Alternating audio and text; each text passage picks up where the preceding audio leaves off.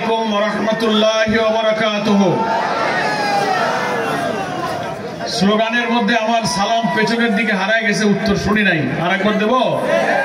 আসসালামু আলাইকুম ওয়া রাহমাতুল্লাহি ওয়া বারাকাতুহু। আলহামদুলিল্লাহি রাব্বিল আলামিন, সালাতু ওয়াসসালামু আলা সাইয়্যিদিল মুরসালিন ওয়া আলা আলিহি ওয়া সাহাবিহি আজমাইন। বাংলাদেশ জামাত ইসলামীর কয়রা উপজেলার উদ্যোগে আয়োজিত আজকের এই বিশাল জনসমুদ্রের সংগ্রামী সভাপতি, কয়রা উপজেলার আজকের এই জনসমুদ্রের সম্মানিত বিশেষ অতিথি, আপনাদের এই মাটির জননন্দিত প্রিয় নেতা, দীর্ঘকাল ধরে এখানকার মাটির মানুষের সাথে মিশে আপনাদেরকে যিনি আপন করে নিয়েছেন, বাংলাদেশ জামাত ইসলামীর কেন্দ্রীয় কর্মপরিষদের সদস্য মৌলানা আবুল কালাম আজাদ। আবুল কালাম আজাদ ভাইকে তো সব চেনেন তো ঠিক মতো। খুলনা মহানগরীর দীর্ঘদিনের আমির ছিলেন। আমি যখন আমির ছিলাম তখন উনি আমার সহযোদ্ধা সংগ্রামী সেক্রেটারির দায়িত্ব পালন করেছেন। এখন কয়রায় ওনার বাড়ি নাকি বলেন? তো মায়ের সামনে কি মামা বাড়ির গল্প বলা লাগবে? না তো জোরে হইল না, আস্তে হয়ে গেল। মায়ের সামনে কি মামা বাড়ির গল্প বলা লাগবে? অধ্যক্ষ শাহ মোহাম্মদ রুহুল কুদ্দুস এই জনপদের প্রিয় মানুষ ছিলেন, বর্ষিয়ান জননেতা, আমাদের শ্রদ্ধেয় শিক্ষক। বাংলাদেশে তার মতো নেক, সৎ, বিনয়ী, নিরহংকার মানুষ পাওয়া অত্যন্ত বিরল। বয়সের বার্ধক্যে তিনি অসুস্থতার কারণে ইসলামী আন্দোলনের আমাদের তরুণ উদীয়মান দায়িত্বশীল সহযোদ্ধা আবুল কালাম আজাদকে এই বাইকগাছা কয়রা খুলনা ৬ আসন থেকে জামাত ইসলামী মনোনয়ন দিয়েছে আপনাদের মাঝে। আজকে আপনারা প্রমাণ করেছেন। এর আগেও একদিন প্রায় 1 বছর হতে যাচ্ছে এই মাঠে বাংলাদেশ জামাত ইসলামীর সংগ্রামী আমির ডক্টর শফিকুর রহমান সাহেব এসেছিলেন, আমরা এসেছিলাম। মাঠ ভর্তি জনসমুদ্রে তিনি আপনাদের সামনে মূল্যবান বক্তব্য দিয়েছিলেন। আজকে আমাদের মা বোনেরা আছেন, চারিদিকে পর্দা ঘেরা, মাঠের চারিদিকে বিল্ডিং এর রুমে, ছাদে দাঁড়িয়ে, রাস্তায় রাস্তায় জনতার যে ঢল নেমেছে। আমি বসে বসে ভাবছিলাম, আপনাদের একটু দক্ষিণে আছে বিশাল পানির সমুদ্র, সেই সমুদ্র আজকে কয়রায় জনসমুদ্র তৈরি করেছে। এই জনসমুদ্র রাজধানীর পার্লামেন্ট ভবনে জনতার এই সমুদ্র পৌঁছে যাবে ইনশাআল্লাহ। আজকের এই জনসমুদ্রে ইসলামী ছাত্র শিবিরের সংগ্রামী সেক্রেটারি জেনারেল নুরুল ইসলাম সাদ্দাম উপস্থিত হয়ে আমাদেরকে, আপনাদেরকে কৃতজ্ঞতা পাশে আবদ্ধ করেছেন। কারণ আজকের এই সমাবেশ হচ্ছে ছাত্র যুব সমাবেশ, নাকি বলেন? সব তো যুবক। আপনারা ভাবেন না আমার দাড়ি পেকে গেছে, আমি বুড়ো, আমি চোখে দেখি নেই, আমি কি যুবক হলাম কি করে? যুবক মানে কিন্তু শুধু বয়স দিয়ে যুবক মাপা যায় না, যায় বহু 60-65 বছরের যুবক না, বৃদ্ধ, কিন্তু তার শক্তি, তার চিন্তা, তার উদ্যম, তার আগ্রহ, তার কাজের গতি 20 বছরের অনেক ক্ষীণ, হীন, দুর্বল যুবকের চেয়েও ওই বৃদ্ধ সবচেয়ে শক্তিশালী আছে। আছে কিনা বলেন? এই জন্য কবি নজরুলের একটা কথা আমি মাঝে মাঝে বলি, আমরা পাঠ্য বইতে পড়েছি স্কুল জীবনে, যৌবনের গান। উনি বলেছেন, বহু যুবককে দেখিয়াছি যার যৌবনের উর্দির নিচে বার্ধক্যের কঙ্কাল মূর্তি। মানে দেখতে বয়সে যুবক, কিন্তু চলায় ফেরায় কাজে কামে বুড়ো বুড়ো ভাব। আছে না এরকম যুবক? 3 ডাক না দিলে নড়ে না, হাঁটতে গেলে 3 বার পাও জড়ায় যায়, আজকে কইলে কাল মনে থাকে না, মিটিং এ আসতে গেলে মনে থাকে না। কিন্তু 60-65-70 বছর বয়স, উল্কার গতিতে ছুটতে থাকে, কাজ আর কাজ আর কাজ। এই জন্য নজরুল বলেছে, যৌবনকে কখনো বয়সের ফ্রেমে বাঁধা যায় না। এই জন্য যুবক যেমন এরকম দুর্বল হতে পারে, বৃদ্ধের ব্যাপারে আবার নজরুল বলেছে, বহু বৃদ্ধকে দেখিয়াছি যার বার্ধক্যের জীর্ণ আবরণের নিচে মেঘ লুপ্ত সূর্যের মতো প্রদীপ্ত যৌবন। মেঘে দেখুন, সূর্যটা মেঘে একটু ঢাকা মনে হয়, ঠিক না? আসলে সূর্য কি, মেঘ কি সূর্যের আলোকে ঠেকাতে পারে? অনেক বৃদ্ধ আছে, বয়স তার সূর্যের আলোকে যেমন মেঘ ঠেকাতে পারে না, তার কর্মোদ্দীপনা, কর্মস্পৃহা, তার সাহস, হিম্মত বয়স দিয়ে কখনো তাকে থামাতে পারে না। এই জন্য প্রিয় নবী মোহাম্মদ মুস্তাফা সাল্লাল্লাহু আলাইহি ওয়াসাল্লামের যুগে দেখা গেছে 10-11 বছর থেকে নিয়ে 30-35 বছরের সাহাবায়ে কেরামরাই ছিলেন আল্লাহর নবীর জীবন সংগ্রামের সহযোদ্ধা হিসেবে, তারা যুদ্ধ করেছেন, সবাই ছিলেন যুবক, আলহামদুলিল্লাহ। আর আমি তো কয়রা পাইকগাছায় এই দৃষ্টিতে কোনো বুড়ো মানুষ দেখতেছি না, সব যুবক, নাকি বলেন? ইংরেজিতে বলে youth is the best time of life. যৌবন হচ্ছে মানুষের জীবনের শ্রেষ্ঠ সময়। এই পৃথিবীর ইতিহাসে আন্দোলন, সংগ্রাম, রাষ্ট্র পরিবর্তন, অন্যায় অসত্যের বিরুদ্ধে বিদ্রোহের সমস্ত নেতৃত্ব দিয়েছে যুবকরা, ছাত্ররা। আজকে কয়রার এই যুবক ছাত্র সমাজে আমার মা বোনেরাও এসেছেন, বহু মা বোনেরা আছেন 70-80 বছরের, দেখতে বুড়ি মনে হয়, বহু মেয়েদের চেয়ে আমার মা চাচিরা কাজে স্পিরিট খুব বেশি, নাকি বলে? তাই আজকের এই ছাত্র যুব সমাবেশে বিশেষ অতিথি হিসেবে ইসলামী ছাত্র শিবিরের সংগ্রামী সেক্রেটারি জেনারেল আসার কারণে আমাদের এই ছাত্র যুব সমাবেশটা সফল হয়েছে, আলহামদুলিল্লাহ, আলহামদুলিল্লাহ। আমাদের জেলা কেন্দ্রের অনেক নেতারা এখানে বসা আছেন। সময়ের কারণে সবার নাম কি বলা লাগবে? নামাজের আগে তো ছুটি দিতে হবে, নাকি বলেন? দুটো কথা বলি আপনাদের সামনে। সাংবাদিক বন্ধুরা এখানে আছেন, চরমনাই পীর সাহেবের সংগঠন ইসলামী আন্দোলন বাংলাদেশ সহ অনেক রাজনৈতিক দলের নেতৃবৃন্দ এখানে আছেন, সনাতন ধর্মাবলম্বী আমার হিন্দু ভাইয়েরা, মা বোনেরা অনেকেই আছেন, এবং আমার সংগ্রামী প্রিয় কয়রাবাসী, সকলকে আমি আন্তরিক শুভেচ্ছা এবং কৃতজ্ঞতা জানাই। সকাল থেকে, কাল রাত থেকে মাঝে মাঝে মাঝে মাঝে বৃষ্টি হচ্ছিল, নাকি বলেন? ঢাকা থেকে আসতে গিয়ে বৃষ্টি, ভাবলাম কি অবস্থা কয়রা পাইকগাছার মিটিং এর কপালে কি আছে আল্লাহ জানে।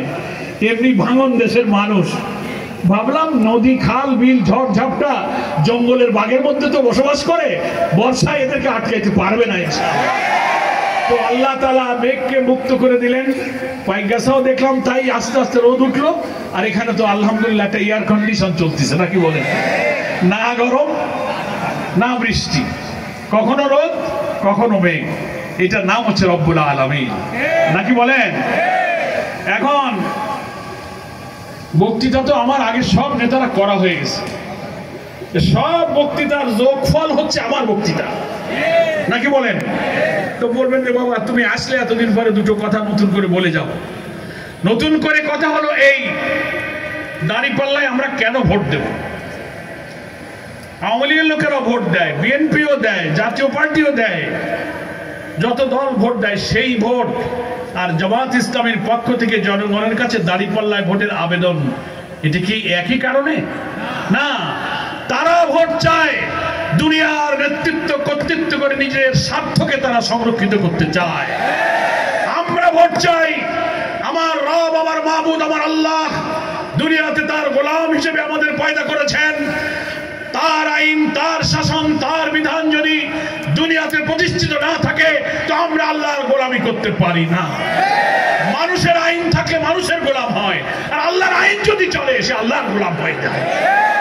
আজকে আমার প্রিয় জন্মভূমি বাংলাদেশ স্বাধীনতার 54 বছর পরেও এদেশের অনেক আলেম ওলামা, পীর, মাশায়েখ, ইসলামিক স্কলার, ইসলামী ছাত্র শিবির, আল্লাহওয়ালা, দিনদার, আলিয়া, কওমি, অর্ধ শতাব্দী যুগে এত সংগ্রাম, এত রক্ত, এত শাহাদাত, এত ফাঁসি, এত রিমান্ড, এত আয়নাঘর, জীবন দিতে দিতে মুসলিম উম্মার জীবনটা তছনছ হয়ে গেছে। আল্লাহর দ্বীনের বিজয় আমরা আজও দেখতে পারিনি।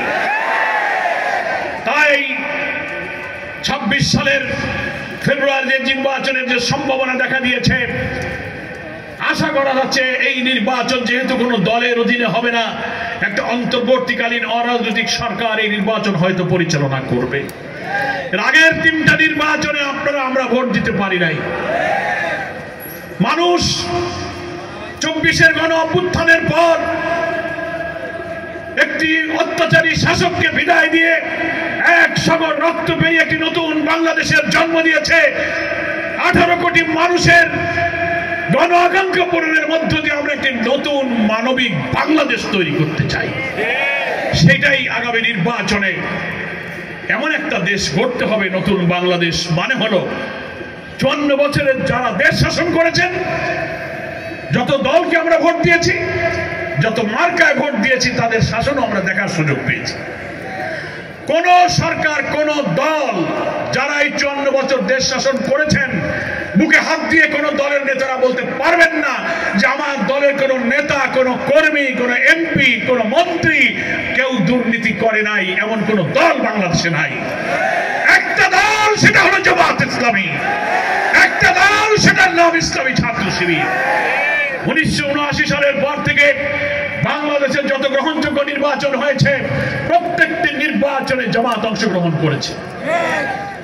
আমরা নির্বাচিত হয়েছি কখনো কম, কখনো বেশি। একবার সরকারেও আমরা অংশ নিয়ে 2 জন মন্ত্রী, 3টি মন্ত্রণালয় আমাদের মন্ত্রীরা চালিয়েছেন। কোন এমপি মন্ত্রী 79 থেকে 2025-এর আমাদের রাজনৈতিক সংসদীয় রাষ্ট্রীয় জীবনে কোন সরকারি সংস্থা, কোন প্রশাসন, কোন দুদক, অপরাধ তদন্তের যত বিভাগ আছে, তন্ন তন্ন করে জামাত ইসলামীর মধ্যে একটা দুর্নীতির খবর কেউ খুঁজে পায় নাই। তাহলে এখন নতুন বাংলাদেশ মানে কি? এমন দেশ হবে যার শাসকরা দুর্নীতি করবে না। এমন বাংলাদেশ হবে যারা চাঁদাবাজি করবে না, মাস্তানি করবে না, ভিন্ন মতের লোকদের উপরে নির্যাতন করে বিনা কারণে ধরে ধরে জেলখানায় পাঠাবে না, ক্রস ফায়ারে নেবে না, আলেম ওলামা ইসলামপন্থীদেরকে মৌলবাদ, প্রতিক্রিয়াশীল, রাজাকার, স্বাধীনতা বিরোধী গালি দিয়ে কোরআন হাদিস বই পুস্তক বাড়ি পেলে জঙ্গি মনে করে মা বোনদেরকে, পুরুষদের ধরে নিয়ে জেলে দেবে, এরকম কোন সরকারকে আমরা নতুন সরকার মনে করি না। এটা যারা করবে না, তারাই হলো নতুন বাংলাদেশের সরকার। পরমত, ভিন্ন মতকে যারা বরদাস্ত করবে, বিচার ব্যবস্থাকে দলীয়করণ করে অন্যায়ভাবে নিরপরাধ মানুষকে যারা ফাঁসি দিয়েছে, নতুন বাংলাদেশ মানে হলো বিচার ব্যবস্থায় তারা ইনসাফ পাবে, সুবিচার পাবে। কি বলেন, ঠিক কিনা? বাংলাদেশের অর্থনীতির টাকা লুটপাট হবে না, বিদেশে চলে যাবে না। 18 কোটি মানুষের খাওয়া পড়া, বাড়িঘর, শিক্ষা, চিকিৎসা, বাসস্থানের নিশ্চয়তা দিতে পারবে যেই সরকার, সেই সরকার হলো নতুন বাংলাদেশের সরকার। আপনারা সোহরাওয়ার্দী উদ্যানে জামাত ইসলামীর মহাসম্মেলনে অনেকে গিয়েছিলেন না? কারা কারা গেছিলেন হাত তোলেন। আলহামদুলিল্লাহ, অনেক লোক গিয়েছেন। আর যারা যাননি তারা তো টেলিভিশনে আর মোবাইলে, ইন্টারনেটে দেখেছেন না? আমাদের প্রিয় আমিরে জামাত কি চমৎকার বক্তৃতা করতেছিলেন, কিন্তু হঠাৎ অসুস্থ হয়ে তিনি পড়ে গেলেন। আবার উঠে দাঁড়ালেন, আবার পড়ে গেলেন। ডাক্তাররা ছুটাছুটি করলো, তবুও উনি বক্তৃতা করবেন। দাঁড়াতে দেয়া হলো না, কিন্তু উনি বসে পা লম্বা করে মাইকটা কাছে নিয়ে 6-7 মিনিট বক্তৃতা করেছিলেন। দেখেছেন আপনারা? সেখানে কি বলেছিলেন? বলেছিলেন, আমরা এমন একটি বাংলাদেশ গড়তে চাই। এতদিন আমরা ফ্যাসিস্টের বিরুদ্ধে সংগ্রাম করেছি, আগামীতে সংগ্রাম হবে দুর্নীতির বিরুদ্ধে সংগ্রাম। শিশু, বৃদ্ধ, কৃষক, শ্রমিক, নারী, পুরুষ সকলের আমি ভাই, আমি বন্ধু। অনাহারী, দুঃখী, বঞ্চিত মানুষের ঘরে হাসি ফুটানো, অন্নহীন, বস্ত্রহীন মানুষের কান্না দূর করে একটা নিরাপদ মানবিক বাংলাদেশ আমরা গড়তে চাই। উনি সেই বক্তৃতায় বলেছিলেন, জামাত ইসলামী এমন সরকার রাষ্ট্র কায়েম করবে, তাদের কোন মন্ত্রী, এমপি যারা নির্বাচিত হবে দুর্নীতি তো করবেই না। সরকারের দেওয়া কোন প্লট, কোন জমি, ট্যাক্স ফ্রি গাড়ি তারা ব্যবহার করবে না। উন্নয়ন কাজে যদি কোন এমপি মন্ত্রী টাকা পায়, কত টাকা পেল, সেই কাজে কত টাকা খরচ হলো, জনগণের কাছে তারা হিসাব দিতে বাধ্য থাকবে।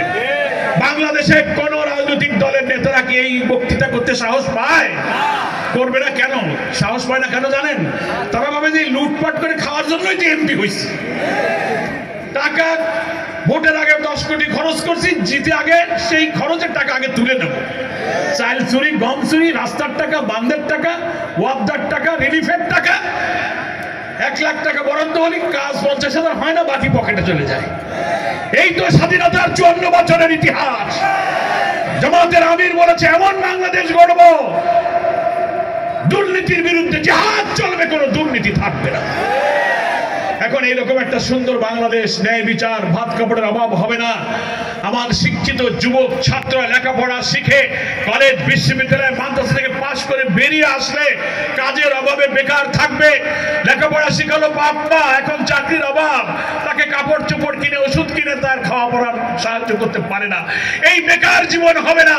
সরকার তার চাকরি দেবে, না পারলে বেকার ভাতা দেবে। এটাই হচ্ছে ইসলামী সরকার। আমরা এরকম একটা সরকার চাই তো? সে সরকারটা কি অটোমেটিক হয়ে যাবে? এই ভোটের মাধ্যমে, ব্যালটে বিসমিল্লাহ দাঁড়িপাল্লা, নাকি বলেন? 300 আসনের পার্লামেন্টে সংসদীয় গণতন্ত্রের নিয়ম হলো 2/3 মেজরিটি নিয়ে সংখ্যাগরিষ্ঠতা অর্জন করে যদি পার্লামেন্টে আমরা যেতে পারি, দেশের ইসলামী দলগুলো, ইসলামী শক্তিগুলো, পীর মাশায়েখরা, দেশপ্রেমিক দলেরা এখন ঐক্যবদ্ধ হচ্ছে। চাঁদাবাজ, মস্তান, লুটপাটিদের হাত থেকে বাঁচাতে গেলে 54 বছর পরে একটা সুযোগ এসেছে ঐক্যবদ্ধ নির্বাচন করে 7 লোক আর আল্লাহর বিধানকে পার্লামেন্টে দিতে হবে।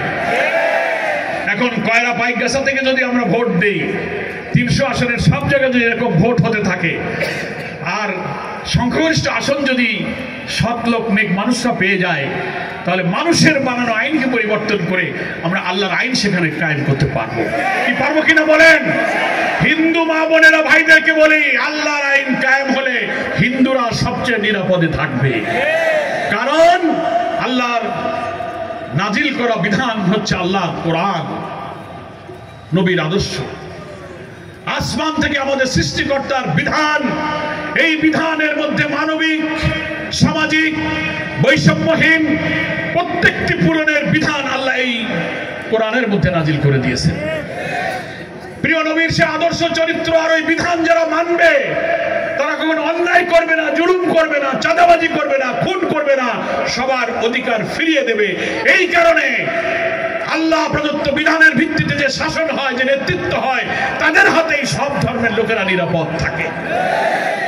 তাই আপনাদেরকে আমি বলবো, সকলে মিলে দাঁড়িপাল্লার পক্ষে জোয়ার তৈরি করুন। দেখবেন ইনশাআল্লাহ যে শাসন আসবে। এতকাল আপনারা যাদেরকে অনেকে ভোট দিয়েছেন, নৌকা, ধানের শীষ, লাঙ্গল, টাকা দিয়েছে, পয়সা দিয়েছে, রসগোল্লার মতো লোভনীয় কথা বলেছে, আপনারা ভোট দিয়েছেন, তাদের ভাগ্য বদল হয়েছে, আপনাদের ভাগ্যের বদল হয় নাই। তারা বাড়িঘর লুটপাট, জমি দখল, ডিসিআর কাটা, ঘের দখল, নির্যাতন করা, মন্দির ভাঙা, যত কাজ ওই সব দলের লোকেরাই করেছে। জামাত ইসলামীর লোকেরা, আল্লাহকে যারা ভয় করে, তারা কখনো এই অপরাধ কখনো করে না। সেই জন্য আগামী নির্বাচনে দাঁড়িপাল্লার পক্ষে কাজ করতে হবে। কিন্তু শর্ত হলো নির্বাচনটা তো নিরপেক্ষ হওয়া চাই, নাকি বলেন? নির্বাচন নিরপেক্ষ হওয়ার জন্য জামাত ইসলামী সহ এদেশের আমরা রাজনৈতিক দলগুলো বলেছি, রাষ্ট্রকে সংস্কার করতে হবে, সাংবিধানিক, রাজনৈতিক অনেক সংস্কার। অন্তর্বর্তীকালীন সরকারের প্রধান উপদেষ্টা ঐক্যমত্য কমিশন করেছেন, 3 মাস ধরে চেষ্টা করে দলগুলোকে একমতে এনে রাষ্ট্রের একটা সংস্কারের চেষ্টা করে আমরা কিছুটা একমত হয়েছি। জুলাই সনদ, সংবিধান, রাজনৈতিক সংস্কারের যে বিষয়গুলো, 166টি সংস্কার প্রস্তাবের 84টি প্রস্তাবে আমরা একমত হয়েছি। 19-20টা প্রস্তাবে ভিন্ন মত, সেটাও কাছাকাছি এসে আলোচনার চেষ্টা চলছে। এটাকে এই জুলাই সনদে অন্তর্ভুক্ত করে আইনি ভিত্তি দিয়ে আগামী নির্বাচন করতে হবে, এটাই ছিল আমাদের দাবি। কিন্তু 2টা জায়গায় এসে আমরা একটু থেমে আছি। আমরা খবর পেয়েছি আগামী 15 তারিখে সব দল ঐক্যমত্য হলে জুলাই সনদ স্বাক্ষরিত হবে। আমরা বলেছি 2টা জিনিস সেটেল করতে হবে। একটা হচ্ছে আইনি ভিত্তি দেওয়ার জন্য জুলাই সনদের মধ্যে যেসব সংস্কার প্রস্তাবে আমরা একমত হয়েছি, এইটার ভিত্তিতে জুলাই সনদ বাস্তবায়ন আদেশ দিয়ে তারপর একটি গণভোটের আয়োজন করে জনগণের মতামত নিয়ে তার ভিত্তিতে আগামী নির্বাচন করতে হবে। আর পিআর পদ্ধতি, প্রপোর্শনাল রিপ্রেজেন্টেশন, সংখ্যানুপাতিক পদ্ধতি, দলকে মানুষেরা ভোট দেবে, ব্যক্তির স্বার্থ থাকবে না, কালো টাকা, পেশি শক্তি, মনোনয়ন বাণিজ্য, সহিংসতা থাকবে না, একটা কোয়ালিটি পার্লামেন্ট হবে। পৃথিবীর 91টা দেশে পিআর পদ্ধতি নির্বাচন আছে। পিআরের মধ্যে আবার 6টা পদ্ধতি, তার যে কোনো একটা পদ্ধতিতে আমাদের সে নির্বাচন করতে হবে। আমরা ঐক্যমত্য কমিশনকে লিখিত জুলাই সনদের প্রস্তাবে বলেছিলাম এই পিআর পদ্ধতিতে নির্বাচনের সিদ্ধান্ত নিন। ওনারা জুলাই সনদে এখনো সেটা অন্তর্ভুক্ত করেননি। আজকের কয়লার জনসভা থেকে দাবি করছি পিআর পদ্ধতিকে জুলাই সনদের মধ্যে অন্তর্ভুক্ত করতে হবে। এই দাবির সাথে আপনারা কি একমত? পিআর পদ্ধতিকে জুলাই সনদে অন্তর্ভুক্ত করুন, তার ভিত্তিতে গণভোট দিন। জনগণ যদি পিআরের পক্ষে ভোট দেয়, সব দলকে সেটা মানতে হবে। আর জনগণ যদি ভোট না দেয়, আমরা জামাত ইসলামী তা মেনে নেব। আমরা মানুষের মতামতকে শ্রদ্ধা করি, কিন্তু আপনি জনগণের মতামতকে তুচ্ছ করে, অস্বীকার করে একটা দলকে খুশি করার জন্য পিআরকে বাদ দেবেন, তুচ্ছ-তাচ্ছিল্য করবেন, বলবেন পিআর খায় না, মাথায় দেয়। এবিএম যারা বোঝে না তারা পিআরও বোঝে না। রাজনৈতিক দলের বড় নেতা হয়ে এই কথা বলে আরেকটি রাজনৈতিক দলের যৌক্তিক রাজনৈতিক দাবিকে অগ্রাহ্য করা, এটা একটা অরাজনৈতিক বক্তব্য। এটার আমরা তীব্র নিন্দা জানাই। ফলে আমাদের পরিষ্কার দাবি, আমি আবার উচ্চারণ করছি, পিআর পদ্ধতির নির্বাচনকে 15 তারিখে জুলাই সনদ স্বাক্ষরের আগে যে আলোচনা হচ্ছে, জুলাই সনদে যে অন্তর্ভুক্ত করা হয়েছে সংস্কার প্রস্তাবগুলোকে, পিআর পদ্ধতিকেও জুলাই সনদের মধ্যে অন্তর্ভুক্ত করতে হবে এবং তার ভিত্তিতেই গণভোট দিতে হবে। জনগণ মেনে নিলে পিআরের ভিত্তিতে সবাইকে নির্বাচনে যেতে হবে এবং সেটা আগামী ফেব্রুয়ারি নির্বাচন এই পিআরের পদ্ধতিতেই হওয়ার জন্য আজকে আমরা দাবি করছি। আর লেভেল প্লেইং ফিল্ড, সমান খেলার মাঠ, মাঠ যদি একদিকে নিচু হয় একদিকে উঁচু হয়, খেলাধুলো করা যায়? সমান। নির্বাচনের একটা মাঠ আছে।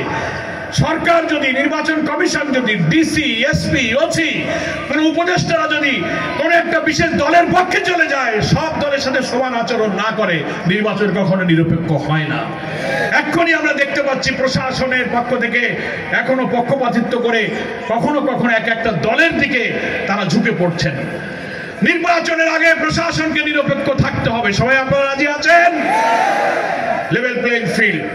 আর বলেছি, নির্বাচনের আগে জুলাই অভ্যুত্থানে যারা ঘৃণ্য মানবতা বিরোধী অপরাধ করলো, 1400 মানুষকে হত্যা করলো, 30,000 লোককে আহত করলো, মৃত লাশ আগুনে পুড়িয়ে ছাই করলো, হেলিকপ্টারকে গুলি করে আমাদের লোকদের হত্যা করলো, আয়না ঘরে মানুষ মারলো, কারাগারে ফাঁসি দিয়ে মানুষ মারলো, ঘৃণ্য অপরাধীদের বিচার করে নির্বাচনের আগে তাদের রায় দৃশ্যমান করতে হবে। জাতীয় পার্টির 14 দল, ওই মেনন ইনুর দলেরা এই 17 বছর ফ্যাসিস্টদেরকে পাহারা দিয়ে টিকিয়ে রেখেছে, 3টা নির্বাচন করতে দেয়নি। একই অপরাধে তাদের রাজনীতি করার অধিকারকে নিষিদ্ধ করতে হবে। এরভাবেই যদি আমরা নির্বাচন করি, আমরা আশা করি সেই নির্বাচন ইনশাআল্লাহ নিরপেক্ষ হবে। জামাত ইসলামী সেই নির্বাচনে অংশগ্রহণ করবে। কেউ কেউ অপপ্রচার করে জামাত পিআরের কথা বলে নির্বাচনটাকে পিছাতে চায়, না নির্বাচন চায় না, এই কথা বলে না। না, এটা হচ্ছে যারা পিআরের পদ্ধতিতে নির্বাচন দিলে কালো টাকা মনোনয়ন বাণিজ্য করতে পারবে না, চোর ডাকাত চাঁদাবাজদেরকে নির্বাচিত করবে, তারাই পিআরকে বিরোধিতা করতে চায়। সাহস থাকলে গ্রহণ করেন। প্রত্যেকটি ভোটের মূল্যায়ন হয় যদি পিআর পদ্ধতি নির্বাচন হয়। আধুনিক দুনিয়ার 90টা দেশে হইতে পারে, আমার দেশে হইতে পারবে না? হইতে পারবে না কেন? সেজন্য সংগ্রামী কয়রাবাসীকে আমি এই কথা বলে আমার বক্তব্যটা শেষ করতে চাই। আর 3-4টা মাস আছে। আমার মায়েরা, আমার বোনেরা, আজকে থেকে কাজ তো আপনারা আগেই শুরু করেছেন, কিন্তু এত বড় জনসভা করার পর এর ঢেউ প্রত্যেকটি ভোটারের বাড়িতে বাড়িতে যেন ঢেউ আছড়ে পড়তে থাকে, নাকি বলেন? ভোট কেন্দ্রে প্রতিদিন মায়েরা, বোনেরা, ভাইয়েরা বাড়ি বাড়ি ভোট চাইতে, ভোট কন্ট্যাক্টে বেরোতে হবে, নাকি বলেন? সালাম দিতে হবে আবুল কালাম আজাদকে, তার সালাম নিন আর দাঁড়িপাল্লায় ভোট দিন। কি বলতে পারবেন না? ভোট কেন্দ্রে মিছিল করা, বড় বড় কমিটি করা, প্রতিদিন কাজ এমন ভাবে করতে হবে, শুধু চাকরি বাকরি, পেশা, ক্ষেত খামার, ফল ফসল, আয় উপার্জন ছাড়া বাকি সময়টা 1 মিনিট অপচয় না করে ভোটারদের বাড়ি বাড়ি গিয়ে ঘরে ঘরে দাঁড়িপাল্লার জোয়ার তুলতে হবে। এই মওলানা আবুল কালাম আজাদ, তিনি একজন আলেম মানুষ, তিনি ইসলামী ছাত্র শিবিরের কেন্দ্রীয় নেতা ছিলেন। এই কয়রা বাইকগাছার গ্রামে গঞ্জে, অলিতে গলিতে, পাড়ায় মহল্লায়, উঠানে আনাচে কানাচে ঘুরে এখানকার নদী ভাঙ্গন কবলিত, বন্যা কবলিত দরিদ্র মানুষের দুঃখ কষ্টের সাথে তিনি একান্ত হয়ে মিশে গেছেন। তিনি যদি নির্বাচিত হতে পারেন, ইনশাআল্লাহ এখানকার স্থায়ী বাঁধ নির্মাণ বলেন, হাসপাতাল বলেন, যুবক ছাত্রদের কারিগরি শিক্ষার জন্য, খেলাধুলার জন্য মিনি স্টেডিয়াম বলেন, ব্যবসা বাণিজ্যের জন্য, আর ক্ষতিগ্রস্ত স্কুল কলেজ মন্দির মসজিদের উন্নয়ন বলেন, সমস্ত কাজ সম্ভব হবে এই সৎ মানুষ আবুল কালাম আজাদকে যদি পার্লামেন্টে আপনারা পাঠাতেন, ইনশাআল্লাহ। তাহলে সেটা সমাধান হয়ে যাবে, নাকি বলেন? আমি সকল দল মত সবাইকে আহ্বান জানাবো, আসুন, প্রতিহিংসা নয়, শত্রুতা নয়, সবকিছু দেখা হয়ে গেছে, এখন একটা নতুন বাংলাদেশের জন্য সবাইকে তো ভোট দিয়ে দেখলেন, একবার একটু দাঁড়িপাল্লায় ভোট দিয়ে দেখেন, নাকি বলেন? এখন লোকেরা বলতে শুরু করেছে কি, লাঙল দিয়ে জমি চাষ করা হলো, চাষ করে ধানও লাগানো হয়েছে, ধানের ফলন ফলিছে, ধান কাটাও হয়েছে, নৌকায় ভর্তি করে বাড়ি আনা হয়েছে, দাঁড়িপাল্লায় একটু মেপে দেখেন কি পরিমাণ ধান হয়েছে, দাঁড়িপাল্লায় মাপেন কি পরিমাণ চাষ করলেন, কি পরিমাণ ধান হইলো, তা দিয়ে সংসার চলবে না অভাব থেকে যাবে? দাঁড়িপাল্লায় মাপার জন্য এবার আবুল কালাম আজাদের দাঁড়িপাল্লায় ভোট দিয়ে ইনসাফ, ন্যায়ের প্রতীক, মিজান, এই ইনসাফের প্রতীকে ভোট দিয়ে আমরা আল্লাহর দ্বীনকে পার্লামেন্টে নিতে চাই। আপনাদের সকলকে ধন্যবাদ জানাই। কয়রার প্রত্যেকটি ইউনিয়ন, গ্রাম থেকে হাজার হাজার নারী পুরুষের এই জনসমুদ্র আপনারা তৈরি করেছেন। জামাত ইসলামী কেন্দ্রের পক্ষ থেকে সকলকে আন্তরিক শুভেচ্ছা অভিনন্দন জানিয়ে, অমুসলিম, ভিন্ন ধর্মাবলম্বী সব রাজনৈতিক নেতৃবৃন্দ, সাংবাদিক, মা বোনেরা, কয়রাবাসীকে আবারও সংগ্রামী শুভেচ্ছা জানিয়ে আমি আমার বক্তব্য শেষ করছি। আল্লাহ হাফেজ। বাংলাদেশ জিন্দাবাদ, জামাত ইসলামী জিন্দাবাদ।